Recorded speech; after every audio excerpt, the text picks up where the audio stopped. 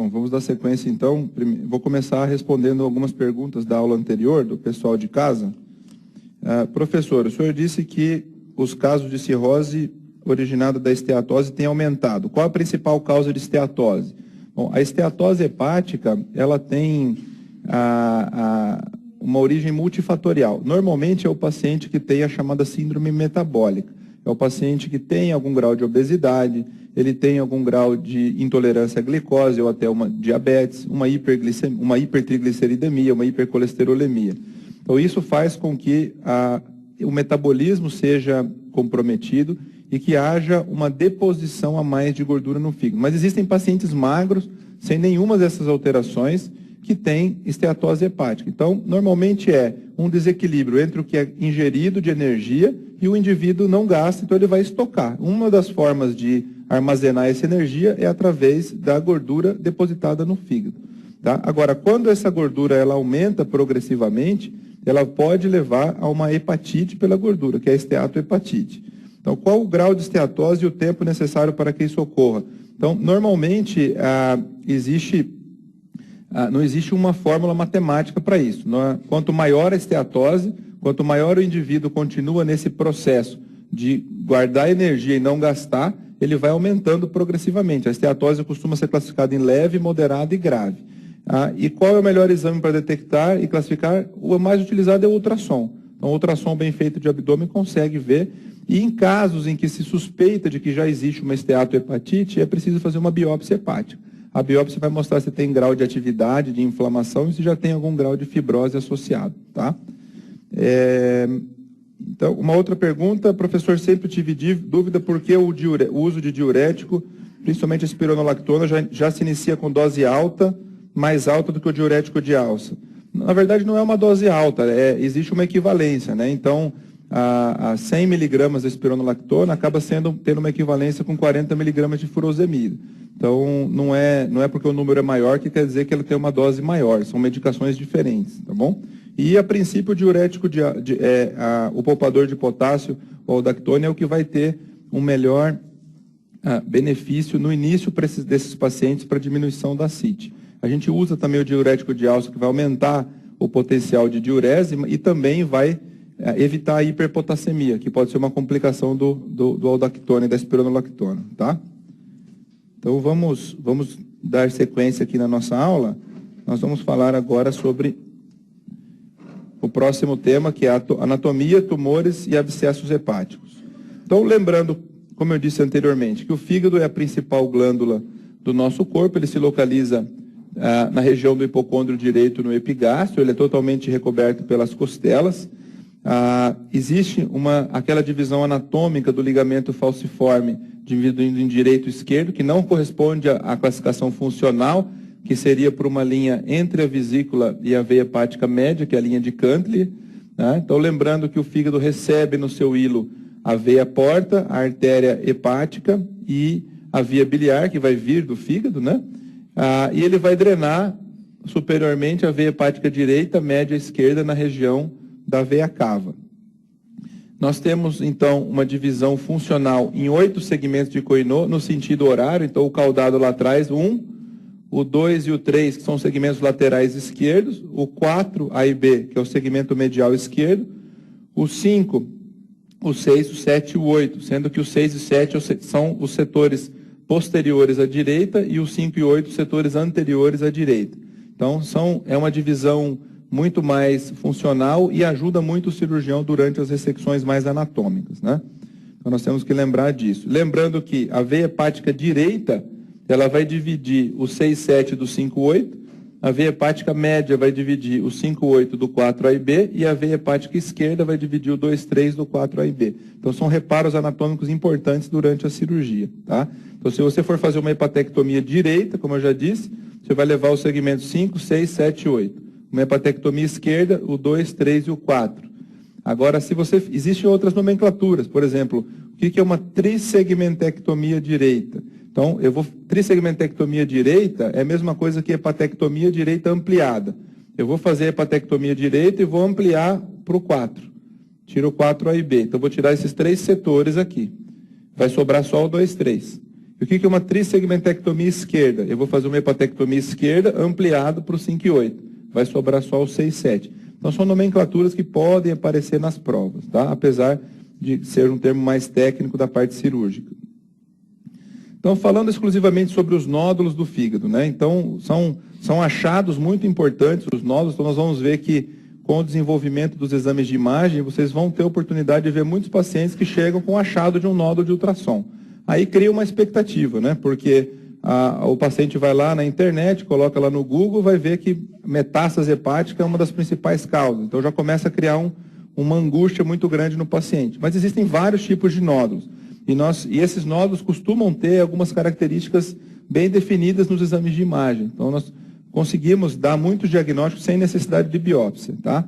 Então vamos começar primeiro pelos tumores benignos. Então dos tumores benignos nós vamos falar dos hemangiomas, dos adenomas e das hiperplasias nodulares focais, tá? Então, a hiperplasia focal, hemangioma e adenoma. Então, o que é o hemangioma? O hemangioma são pequenos tumores benignos formados por vasos enovelados. Então, você tem um conjunto de vasos sanguíneos enovelados ali, e isso, quando faz a imagem, parece que é um tumor, um nódulo. Então, existe hemangioma no fígado, no rim, hemangioma no ósseo, hemangioma de pele, né? Tem uma mancha na pele, muitas vezes na face.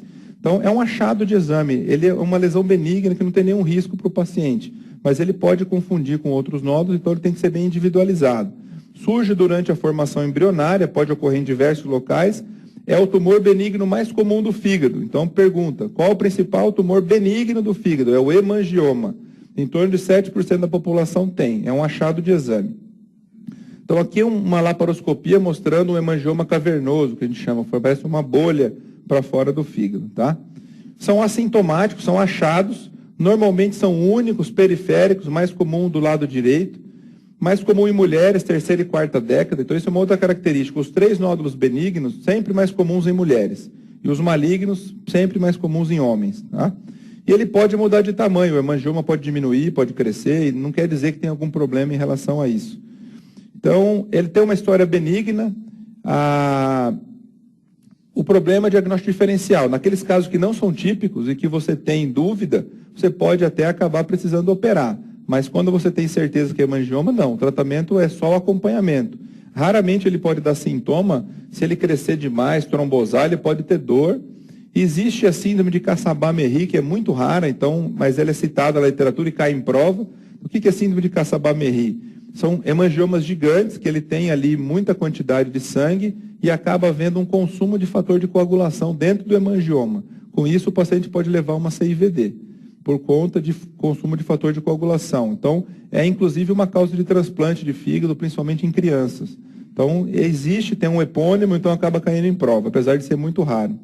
Tá? Uma outra confusão grande, que também sempre cai em prova. O hemangioma rompe ou não rompe? Né? Então, você poderia pensar... se ele é um conjunto de vasos, ele tem o risco de sangramento, né? Então isso seria um pensamento lógico, mas isso não acontece. A ruptura do hemangioma é raríssima. Então a gente não opera hemangioma com risco dele romper. Por que ele não rompe? Ele não rompe porque ele é um lago venoso, ele não tem pressão. Então nós vamos ver que o outro nódulo, que é o adenoma, que é mais comum em mulheres jovens, usuárias de anticoncepcional, o adenoma tem alta chance de ruptura, porque ele é arterializado, ele tem alta pressão, então ele acaba sendo de indicação cirúrgica.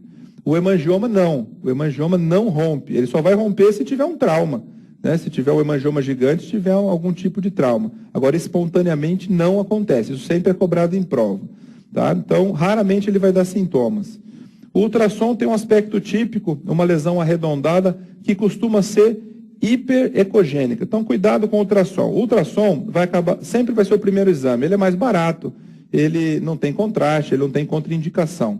Tá? Mas ele sempre vai depender do aparelho, do paciente e do examinador. Então, ele é um exame que não vai dar diagnóstico de certeza, ele vai dar uma suspeita. O normal, o mais comum, é você ter uma bolinha branca, que é um nódulo hiperecogênico em relação ao parênquima. Então, o que o ultrassom mostra? Ele mostra a tonalidade. Ele é mais hipoecogênico, mais escuro, ou mais hiperecogênico, mais claro?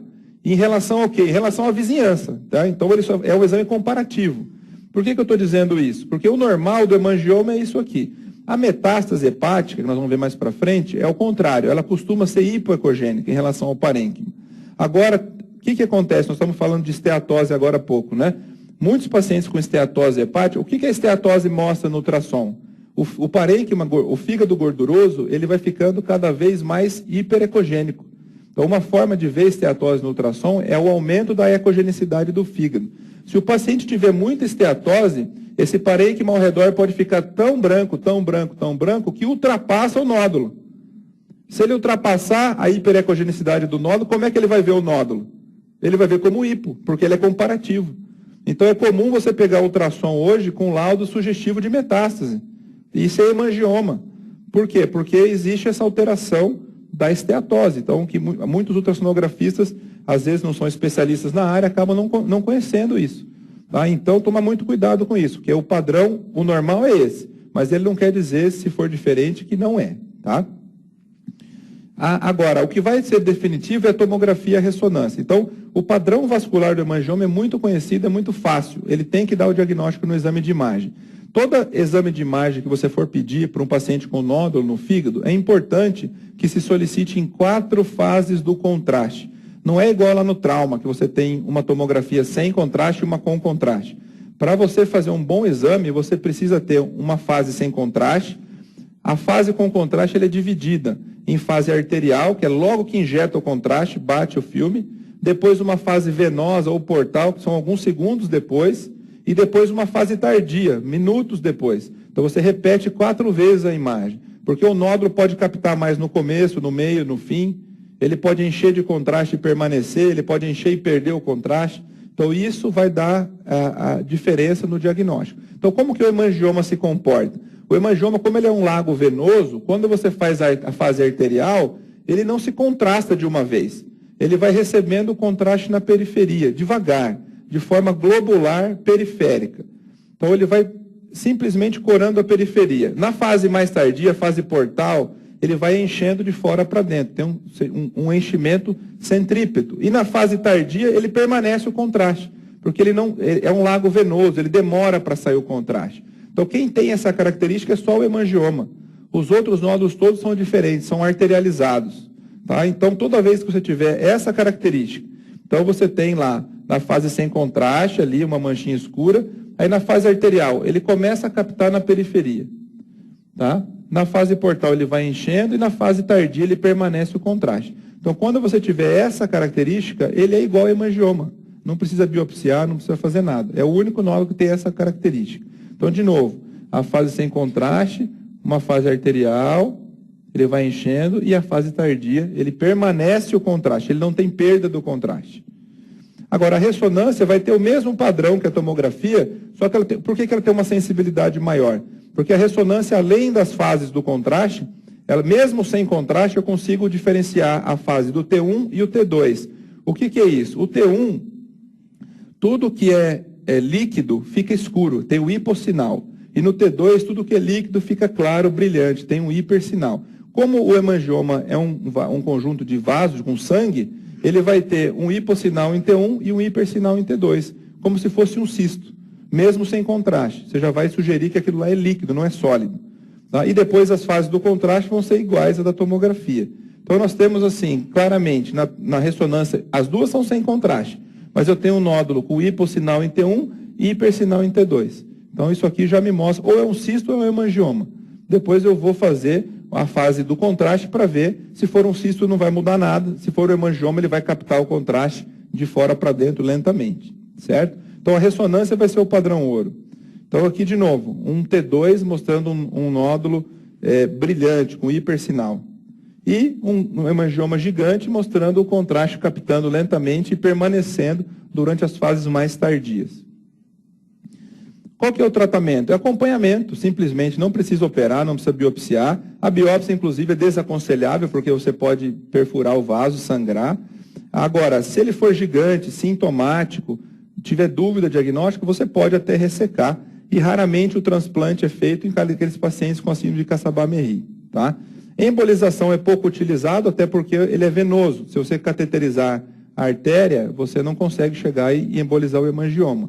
Tá? Então, é pouco utilizada a embolização.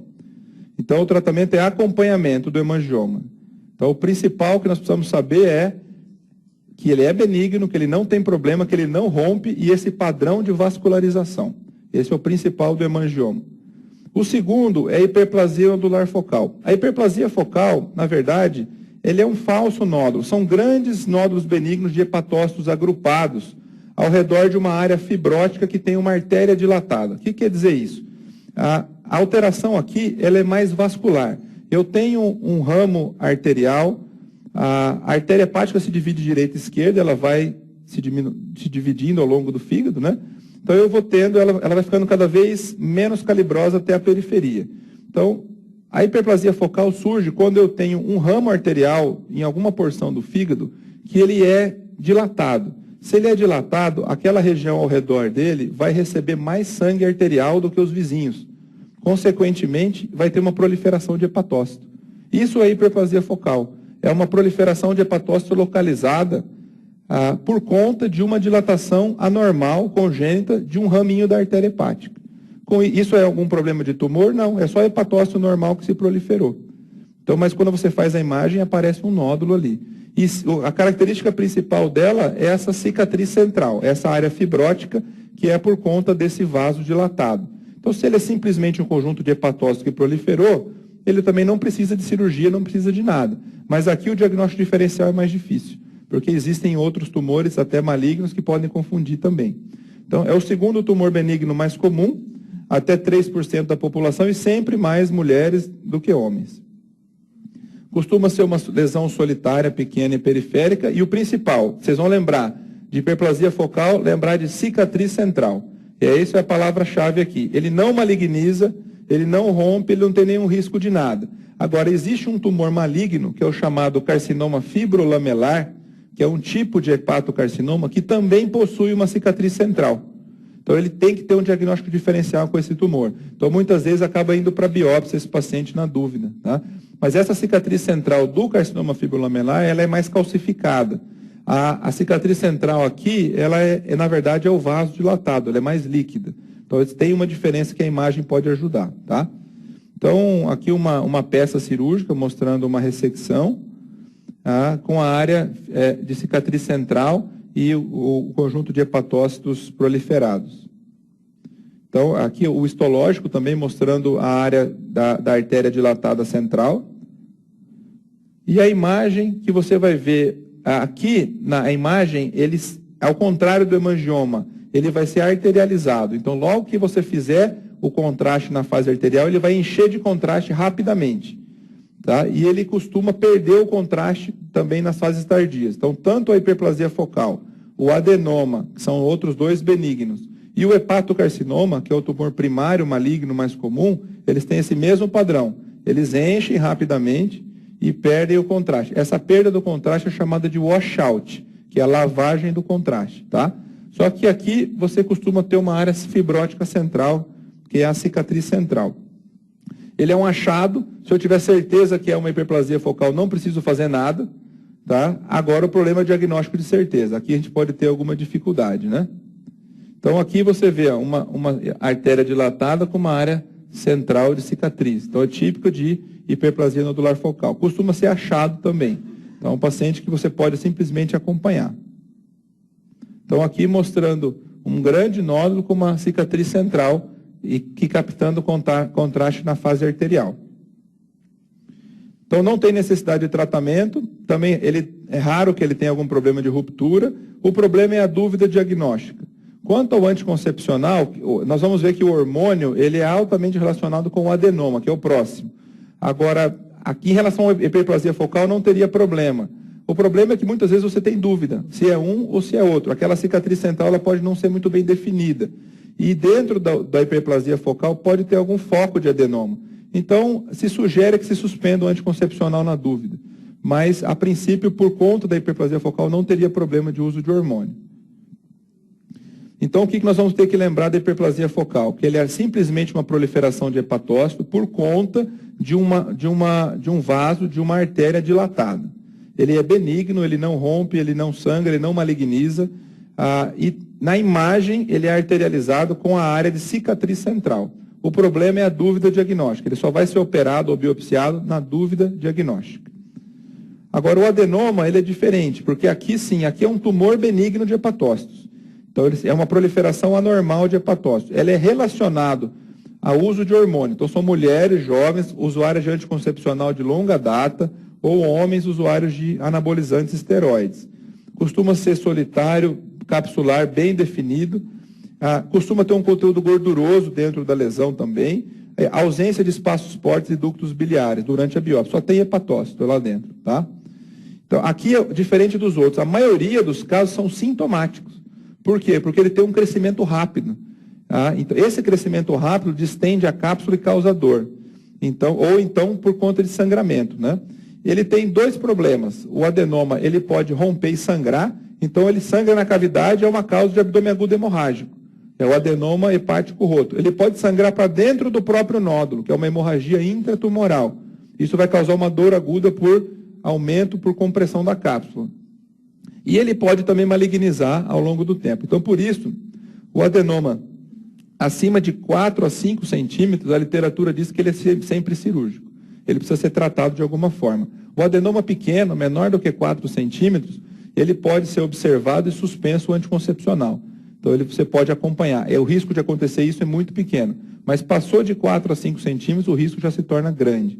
Principalmente se a paciente tem propensão ainda a engravidar. Porque durante a gestação, você tem uma grande quantidade de hormônios, esse adenoma pode crescer e romper durante a gestação.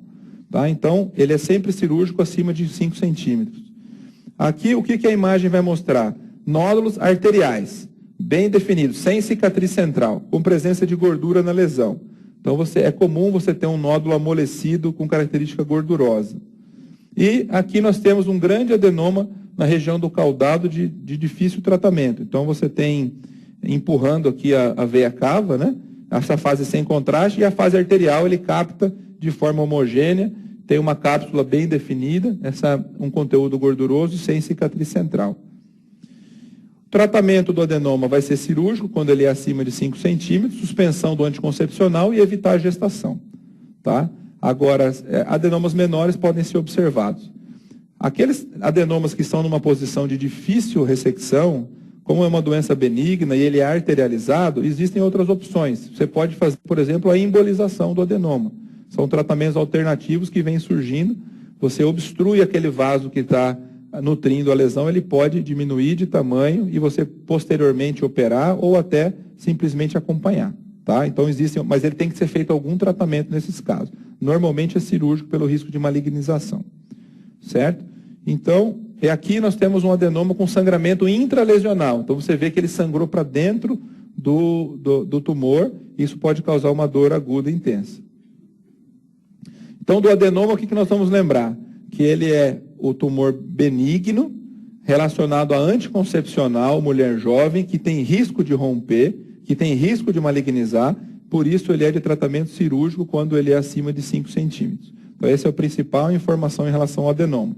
Então, os 3 nódulos benignos são mais comuns: hemangioma, hiperplasia nodular focal e adenoma. Então, agora nós vamos entrar no tumor maligno primário. Então, o hepatocarcinoma é o tumor maligno primário do fígado mais comum. Cuidado com a pergunta. Se a pergunta for, qual é o tumor maligno mais comum do fígado? A resposta é metástase, porque ele é secundário. Ele vem de outro órgão. Se a pergunta for, qual é o principal tumor maligno primário de origem do fígado? É o hepatocarcinoma. Tá? Então, o hepatocarcinoma, ele, em torno de 500 mil a 1 milhão de casos novos por ano. É o 5º mais comum tumor em homens e o 9º em mulheres. Então, aqui, os tumores malignos sempre mais comuns em homens.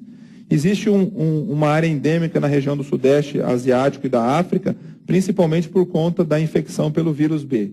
Então, esses pacientes com hepatite crônica vão ter cirrose e eles vão aumentar a chance de hepatocarcinoma. Para a gente ver, em Moçambique existe 143 para 100 mil habitantes, nos Estados Unidos 1 a 7, por conta da maior infecção de hepatite. Tá?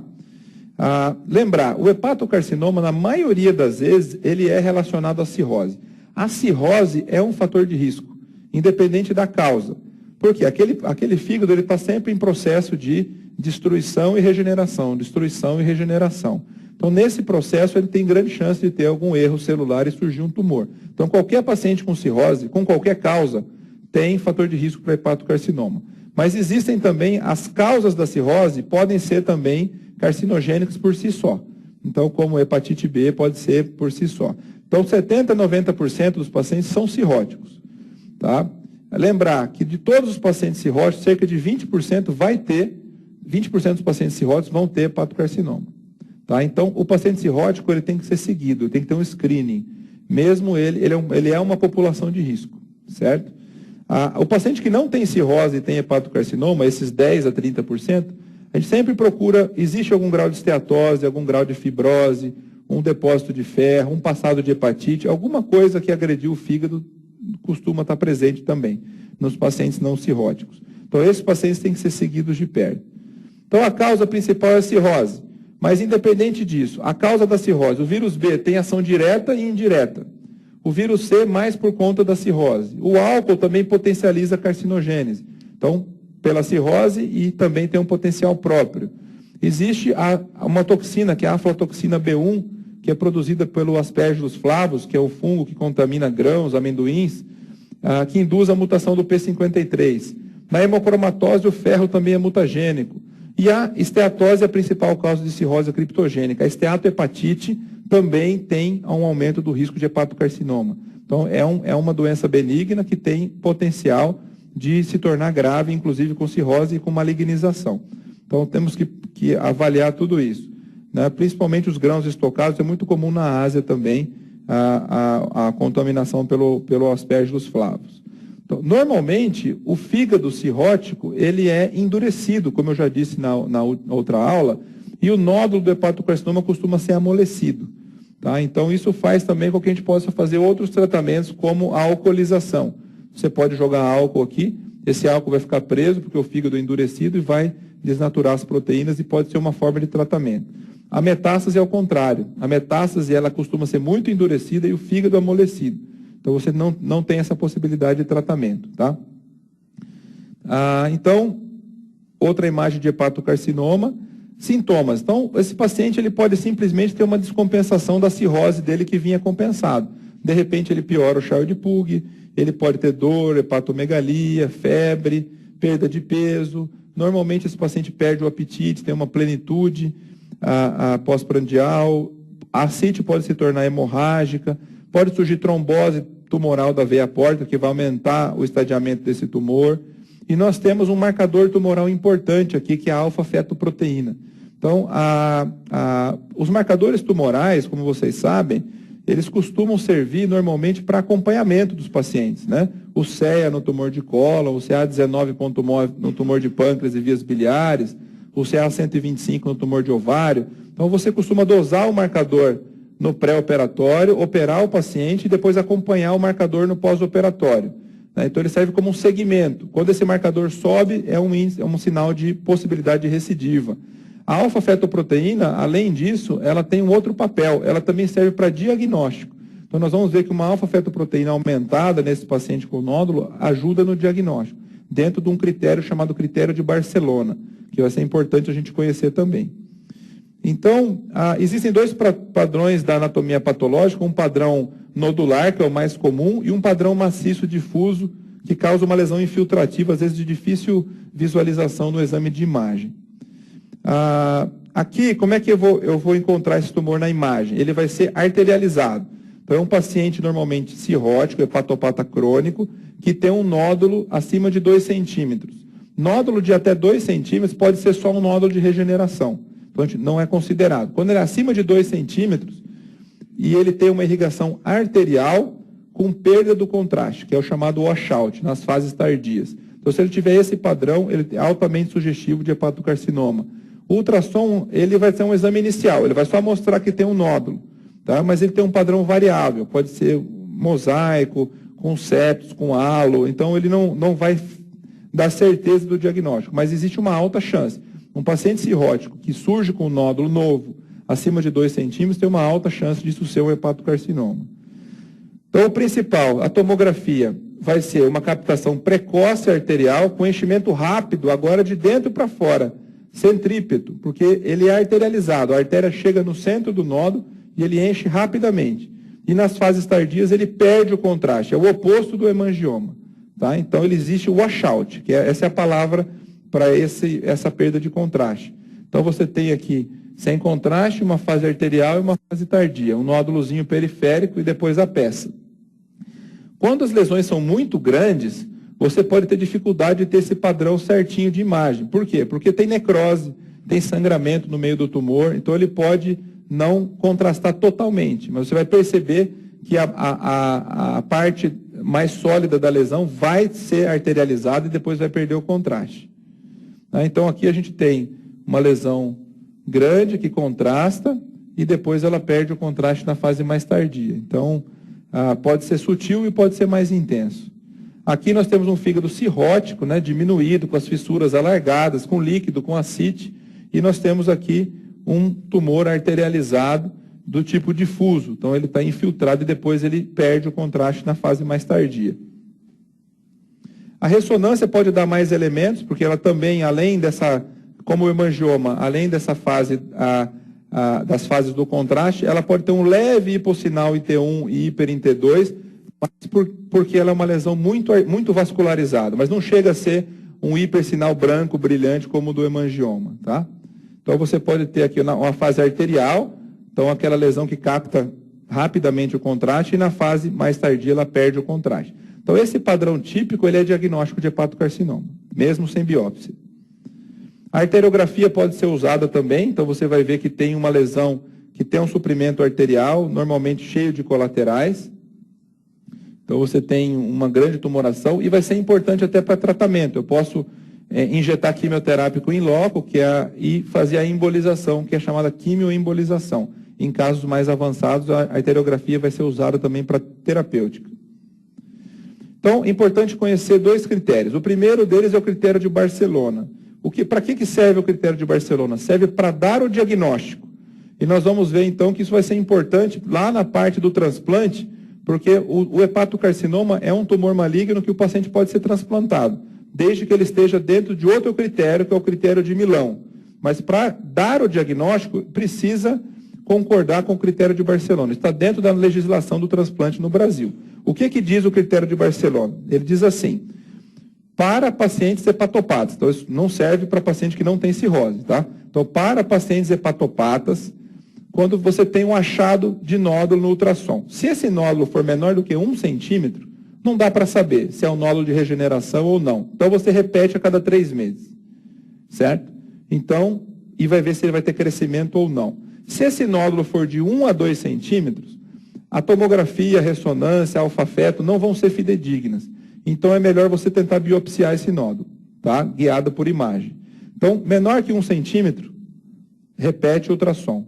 De 1 a 2, biópsia. Tá? Então, lembrando que a biópsia negativa não exclui, porque ele pode ter pego no local errado. Tá? São nódulos pequenos. Agora, o principal que a gente encontra no Brasil são os nódulos acima de 2 centímetros. Tá? Então, menor que 1, repete o exame, de 1 a 2, biopsia. Acima de 2 centímetros, são a grande maioria dos casos, o que você vai fazer? O exame de imagem tem uma boa acurácia. Então, ele dizia no início que se você repete 2 exames, por exemplo, uma tomo e uma ressonância, com o mesmo padrão, ele é arterializado e perde o contraste. Ele é diagnóstico. Hoje em dia, o critério já caiu para 1 exame. Então, se você tiver um exame de imagem que tenha um padrão arterializado com perda de contraste, ele é igual ao hepatocarcinoma se for um nódulo acima de 2 centímetros num paciente hepatopata. Principalmente se ele tiver uma alfa-fetoproteína acima de 200. Então, ele dizia assim, um exame ou alfa-feto acima de 200. Tá? Hoje em dia, a gente considera, mesmo se esse padrão não for típico, se a alfa-feto estiver acima de 200, ele também é diagnóstico. Tá? E se não tiver esse padrão típico e não tiver alfa-feto aumentado, aí você vai precisar da biópsia do nódulo. Tá? Então, o critério de Barcelona é bem simples. Menor que 1 centímetro, repete ultrassom. De 1 a 2, biópsia. Acima de 2, eu posso não precisar da biópsia. Quando? Quando eu tiver um exame típico ou tiver alfa-feto aumentado. Certo? Aí você pode, inclusive, muitas vezes os convênios, eles obrigam que o paciente tenha uma biópsia para fazer o tratamento. Não é necessário. Até para listar o paciente no transplante, se ele estiver dentro do critério de Barcelona, ele não precisa de biópsia. Tá? Então é importante conhecer isso. Então, o critério de Barcelona para o diagnóstico. E como que eu vou tratar esses pacientes? Eu posso tratar de várias formas. A princípio, eu posso operar o fígado e tirar aquele pedaço que tem o tumor? Posso. Tá? Só 30% dos pacientes vão ter condição de cura no diagnóstico. Quem é que eu vou operar? Aqueles poucos pacientes que não são cirróticos. Se o paciente não é cirrótico, o melhor tratamento para ele é a hepatectomia, é a ressecção. Eu posso operar paciente cirrótico? Posso, desde que ele esteja compensado. Seja um chá de Puglia, sem hipertensão portal, sem varizes de esôfago. Você pode operar se for até uma ressecção pequena, 1 ou 2 segmentos do fígado, porque o fígado cirrótico não aceita grandes ressecções. Ele vai entrar em insuficiência hepática no pós-operatório. Então, o tratamento de escolha cirúrgico, hepatectomia, vai ser para quem? Para o paciente não cirrótico ou para o paciente cirrótico Child A, sem hipertensão portal, com ressecção pequena. Tá? Então, eu posso lançar mão desse tratamento. Agora, o principal... Então, aqui nós temos uma hepatectomia do segmento 2-3 num paciente cirrótico. Então, é o máximo que ele pode tolerar. Né? Aqui nós temos um nódulo com alguns nódulos satélites. Aqui nós vemos um paciente não cirrótico, então você vê a área de isquemia do fígado, então existe a possibilidade de fazer isquemia só do segmento, que vai ser retirado. E aqui um fígado também mais hepatopata, com a ressecção do segmento 6. E um nódulo gorduroso central, com o fígado mais endurecido. Aqui um paciente não cirrótico, com uma grande tumoração, certo? Que foi realizado uma hepatectomia direita ampliada. Então, grandes ressecções só para não cirróticos. Agora, o principal tratamento para o paciente cirrótico, que é o mais comum, é o transplante. Por quê? Porque o transplante vai ao mesmo tempo tratar o tumor e tratar a cirrose, que é o que causou o tumor. Então, eu vou sempre tentar transplantar esses pacientes. Mas para transplantar esse paciente, é obrigado que o tumor esteja dentro do critério de Milão. O que é o critério de Milão? Ele diz que eu só posso transplantar pacientes com hepatocarcinoma cirróticos, desde que ele tenha um nódulo de até 5 centímetros ou até 3 nódulos de 3 centímetros cada um. Então, eu tenho que obedecer o critério de Milão. Se eu tiver um nódulo de 5,1 centímetros, não pode transplantar. Se ele tiver 3 nódulos e um deles tiver 3,1 centímetros, não pode transplantar. Se eu tiver 4 nódulos, não pode transplantar. Então, ele tem que estar dentro do critério de Milão, para poder ser aceito na lista como transplante na nossa legislação. Tá? Então, quem é que vai transplantar? São os cirróticos que estão dentro do critério de Milão. Então, aí eu vou tratar as duas coisas, né? Então, você vai retirar o fígado, né, que é o explante, e vai colocar o fígado novo. Agora, aqueles pacientes que não têm condição de cirurgia, que é só para os não cirróticos, aqueles pacientes que não têm indicação de transplante, que estão fora do critério de Milão, que tem uma doença mais avançada, eu tenho outros tratamentos que são considerados paliativos, mas com uma boa chance ainda de uma sobrevida. O primeiro deles é o álcool, a alcoolização. Então, o que o álcool faz? O etanol vai produzir necrose de coagulação, isquemia, desidratação celular e trombose de pequenos vasos. Então, você vai tentar causar morte celular com álcool. Então, por que é possível? Porque o parênquima é duro. Então, o álcool vai ficar concentrado ali dentro, não vai causar uma alcoolemia no paciente. Né?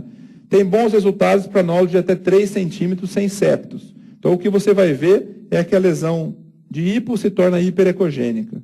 E a tomografia não capta mais contraste, quer dizer que você não tem mais vascularização. Então, você pode fazer isso por agulha, guiada por ultrassom, e aquele nódulo que era escuro, hipoecogênico, se torna hiperecogênico depois da injeção do álcool. Existe também outro tratamento que é a ablação por radiofrequência, a radioablação. Você coloca uma agulha dentro do nódulo e essa agulha ela converte a energia de ondas eletromagnéticas em calor, ele vai queimar o nódulo. Então ele vai fazer uma alta temperatura, você fica em torno de 10 minutos, existe agulha de 3 e de 5 centímetros, que ele vai fazer um tratamento térmico nessa região. Ele é eficaz para nódulos menores de 5 centímetros, pode ser percutâneo ou cirúrgico, mas sempre guiado por ultrassom, e a mesma coisa, o nódulo de hipo fica hiperecogênico. Então, existe essa agulha tipo guarda-chuvinha, né? Você vai colocá-la dentro do nódulo e cada hastezinha vai converter a energia em calor, e você vai queimar o nódulo. Então, existe essa outra agulha também, única ou tripla, que faz o mesmo papel, pode ser feito no intraoperatório. Então, são táticas que você pode operar de um lado, fazer radiofrequência do outro, você pode fazer um tratamento inicial e depois operar. Então, são várias opções terapêuticas que existem nesses casos. Então, você tem aqui o agulhamento do nódulo, né? Em direção aqui ao nódulo hipoecogênico, que ele vai ficando hiperecogênico depois da radiofrequência. Lembrar que a principal complicação aqui seriam lesões de vias biliares. Então, você tem que evitar, não pode fazer radiofrequência perto da vesícula, perto de vias biliares. São as principais complicações. E outro tratamento, aqui para grandes lesões, então a alcoolização e a radiofrequência são para aqueles tumores pequenos que não puderam ser transplantados ou operados. Para grandes tumores, existe a quimioembolização. Então, você vai colocar um catéter percutâneo no ramo da artéria hepática que nutre o tumor. Então, esse tumor, ele costuma ser arterializado, tá? E vai jogar o quimioterápico em loco e vai jogar uma substância para entupir, embolizante do vaso. Cuidado com pacientes que já têm trombose de porta, que já têm insuficiência hepática grave, que isso pode descompensar. Então, o objetivo é levar um catéter no vaso que nutre o tumor, jogar o quimioterápico em loco e embolizar. Então, nós temos aqui um grande tumor, nutrido por um ramo arterial, né? E depois da embolização ele desaparece. Então, esse é o tratamento eficaz. Então, você pode, inclusive, nesses casos, fazer o que se chama de downstaging. Você tem um tumor de 8 centímetros, faz a quimioembolização, ele se torna de 5 centímetros, aí você lista ele para transplante. Pode fazer isso também hoje em dia.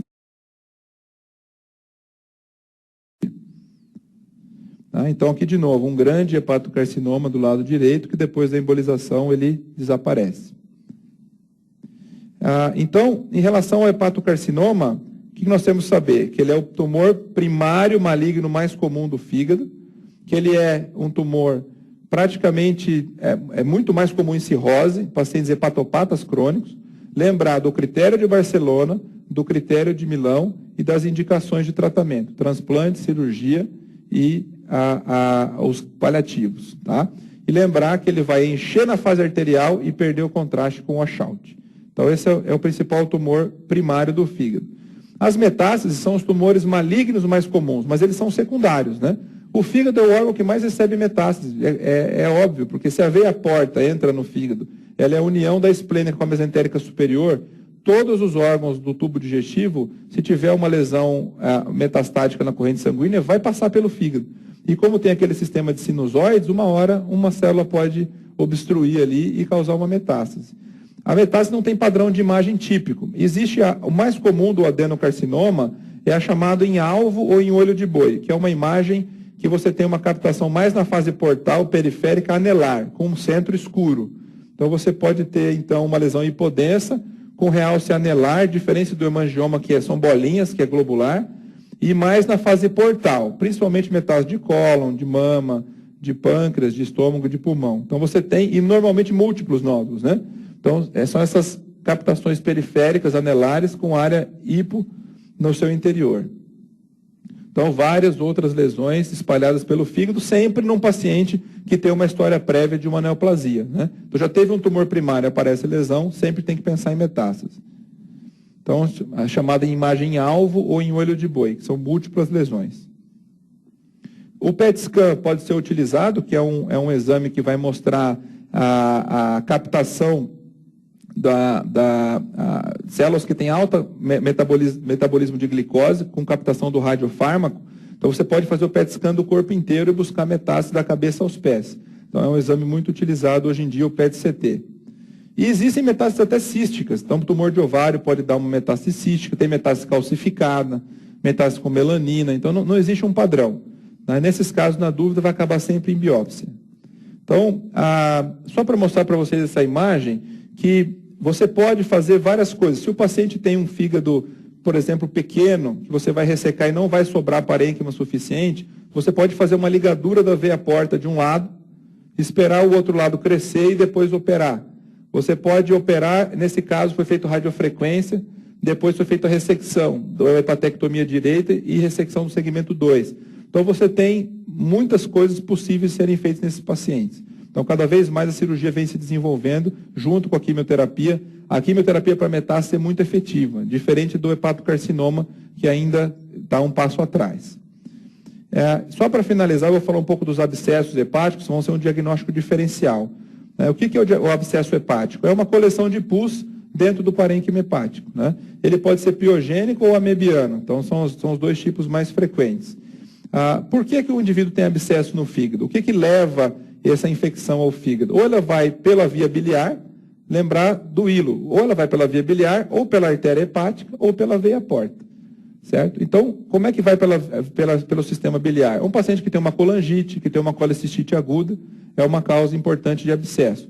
Pela veia porta, o paciente que tem qualquer infecção abdominal maltratada, uma apendicite de longa data, uma diverticulite, essas bactérias podem ascender para o sistema porta e causar um abscesso. E pela artéria hepática, um outro tipo de infecção sistêmica. Por exemplo, um indivíduo que tem um foco dentário, uma endocardite infecciosa. Então é importante a gente tentar achar a causa para poder tratar, senão esse paciente vai ter novos abscessos no futuro. E quando a gente não sabe a causa, chama de criptogênico esse abscesso. Tá? Então, as principais bactérias envolvidas são as aeróbicas, a E. coli e a Klebsiella, e as anaeróbicas, principalmente os bacterióides, os estréptos, anaeróbios. Né? Então, costuma ser polimicrobiano essa flora. Mas é importante você ter cultura para tentar direcionar o seu antibiótico. O abscesso pode ser único ou múltiplo, mais comum no lobo direito. Existe uma clínica clássica, aquele paciente que tem uma clínica arrastada, ele tem dor no hipocôndrio direito, associada a febre, normalmente febre vespertina diária, perda de apetite, ele pode ter icterícia, emagrecimento. O que é o sinal de Torres-Homem? É a dor, a percussão do hipocôndrio direito, é característico. O paciente pode ter uma anemia crônica, uma leucocitose. Então, costuma ser quadros arrastados, o paciente vem perdendo peso com dor abdominal e febre. O raio-x, ele raramente vai dar algum sinal, mas ele pode dar uma elevação da cúpula diafragmática, um nível hidroaéreo dentro do fígado, se acontecer isso, né? O ultrassom vai mostrar uma área circular dentro do parênquima hipoecogênica e a tomografia vai ser o principal. Então, o que a gente vai ver na tomografia? Uma área líquida hipoecogênica, só que a cápsula, a periferia, capta contraste, porque é uma área inflamatória. Então, você costuma ter uma captação periférica. Então, alguns tumores, como os próprios colangiocarcinomas intrahepáticos, são diagnósticos diferenciais dessas lesões. Mas um paciente que tem essa imagem com a clínica compatível tem que pensar em abscesso. O paciente tem febre, tem dor, tem perda de peso. Tá? Então, grandes abscessos ali no lobo direito. Aqui um ultrassom mostrando uma imagem de coleção líquida, normalmente dolorosa. O nível hidroaéreo aqui na visão da tomografia, é mais raro de se ver essa imagem, mas também é característico de abscesso. E o tratamento? O tratamento de qualquer abscesso é antibiótico e drenagem do abscesso. Agora, essa drenagem do abscesso, que é a discussão?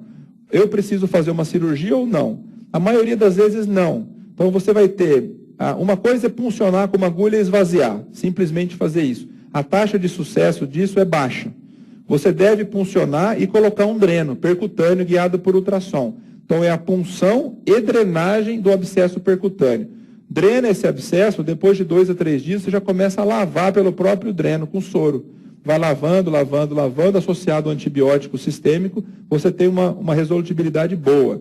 E que pacientes têm que ser operados? Aqueles pacientes que não conseguem drenar porque não tem uma janela para isso, a posição não permite, ou aqueles pacientes em que a causa do abscesso é cirúrgica. Se o paciente tem uma apendicite aguda, vai operar a apendicite e drena o abscesso. O paciente tem uma colecistite aguda com abscesso bloqueado, vai tratar a colecistite e drena o abscesso. Tá? Então, você vai operar quando não é possível tratar percutâneo ou quando a causa do abscesso é cirúrgica. Mas o tratamento é sempre antibiótico e drenagem, certo? Então, vamos fazer algumas questões aqui para sedimentar esse assunto.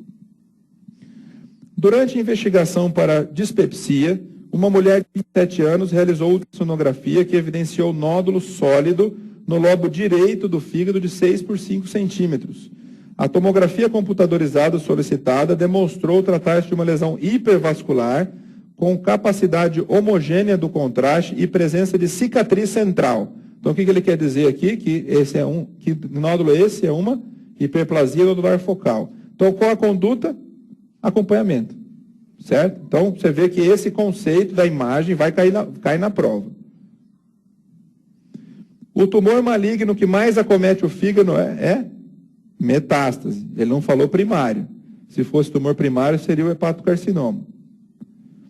Com relação aos fatores etiológicos do carcinoma hepatocelular, a sinal é incorreta. A ingestão alcoólica prolongada e abusiva aumenta o risco de CHC, sobretudo por induzir o desenvolvimento de cirrose. Sim. Então, o paciente cirrótico, por álcool ou por qualquer outra causa, tem mais chance de hepatocarcinoma. O vírus da hepatite B pode provocar CHC sem o desenvolvimento de cirrose? Pode. Então, ele é carcinogênico também, o vírus da hepatite B. O hemangioma hepático é considerado precursor do CHC? Não. O hemangioma é benigno, não tem problema nenhum. A esteatohepatite não alcoólica é causa crescente de cirrose e fator de risco para CHC? Sim. E a contaminação alimentar por aflatoxinas é um fator etiológico importante do CHC em algumas regiões do mundo? Sim. Um homem de 45 anos, com antecedentes de etilismo, portador de cirrose hepática, com sorologia negativa para vírus C. Apresenta um nódulo hepático sólido no segmento 4 com 3 centímetros, a tomografia. A dosagem sérica de alfa-fetoproteína encontra-se com valor 10 vezes superior da normalidade. E o MELD é 20. Qual a melhor conduta nesse paciente? Então, ele está dizendo que é um paciente provavelmente cirrótico com um nódulo de 3 centímetros. A melhor conduta é transplante de fígado. Agora, essa questão ela é meio complicada. Por quê? Porque para fazer o transplante de fígado, existe um pré-requisito, que é parada do etilismo por no mínimo 6 meses. Então, tem que tomar cuidado, porque isso não está sendo dito aqui na questão. Tá? Então, isso pode gerar algum grau de confusão. Mas o melhor para ele é o transplante, que vai tratar a cirrose e vai tratar o nódulo ao mesmo tempo. E aqui, o de 3 centímetros, ele está dentro do critério de Milão. Então, por isso que ele pode ser eleito para o transplante. Com relação aos tumores benignos do fígado, é correto afirmar que a maioria dos hemangiomas apresenta sintomatologia dolorosa e associação com contraceptivos? Não, são os adenomas. Os adenomas apresentam sintomatologia em até 75% no momento do diagnóstico? Provavelmente sim, a maioria deles são sintomáticos. Vamos ver as outras. Os maiores riscos dos hemangiomas são ruptura icterícia? Não, o hemangioma não rompe. A hiperplasia nodular focal é mais comum em homens com associação ao uso de esteroides anabolizantes? Não, é mais comum em mulher e não tem a ver com isso. Então, aqui a resposta é B. O adenoma tem sintomatologia em até 75% dos casos. Uma mulher de 36 anos vem encaminhada ao ambulatório por achado de lesão hepática à ultrassonografia de abdômen de rotina. Nega emagrecimento e uso de anticoncepcional ou etilismo. Traz sorologias para hepatites B e C negativas. Ultrassom com lesão hepática hiperecogênica de 13 centímetros, segmentos 7 e 8. Foi solicitada uma tomografia de abdômen que demonstrou lesão com hipercaptação periférica lenta do contraste na fase arterial e manutenção do contraste na fase tardia. Qual é o diagnóstico? É um hemangioma. Então, apesar de ter 13 centímetros, não vai precisar operar, nem biopsiar, nem nada. É um achado de exame assintomático. Então, e tem uma imagem típica. Quando se procede a hepatectomia direita em paciente com metástase hepática coloretal, retiram-se os segmentos do fígado. Então, pergunta de anatomia cirúrgica. Quais segmentos são retirados de uma hepatectomia direita? É o lobo direito. Segmentos 5, 6, 7 e 8. Então, cai na prova isso aqui também. Qual o tumor hepático com maior probabilidade de sangramento? É o adenoma. Cuidado com o hemangioma aqui, não cair nessa pegadinha. O adenoma, então, é o principal tumor que sangra. O hepatocarcinoma, que é maligno, ele também pode sangrar, mas o adenoma é o mais comum. Na segmentação cirúrgica do fígado, ele é dividido em quantos segmentos? 8 segmentos, tá? Então, outra pergunta de anatomia cirúrgica. Então, é importante a gente ter esses conceitos, que isso está caindo cada vez mais nas provas por conta do aumento das indicações. Então, hoje em dia, metástase hepática, até pouco tempo atrás, metástase era igual ao fim da linha, né, para tratamento paliativo, para qualquer doença. Hoje em dia, se sabe que se você conseguir ressecar as metástases e fazer uma boa quimioterapia, você tem uma chance de cura. Uma sobrevida de 5 anos está chegando em torno de 50%, 60% para metástase, o que é um índice altíssimo. Principalmente se for tumor coloretal e tumor neuroendócrino. Então, a tendência é que venha a ser cobrado cada vez mais nas provas. Então, se alguém tiver alguma dúvida, pode mandar por e-mail, a gente responde no início da próxima. E a nossa última aula, então, vai ser sobre hipertensão portal e alguns conceitos de transplante de fígado, tá bom? Estou à disposição, obrigado.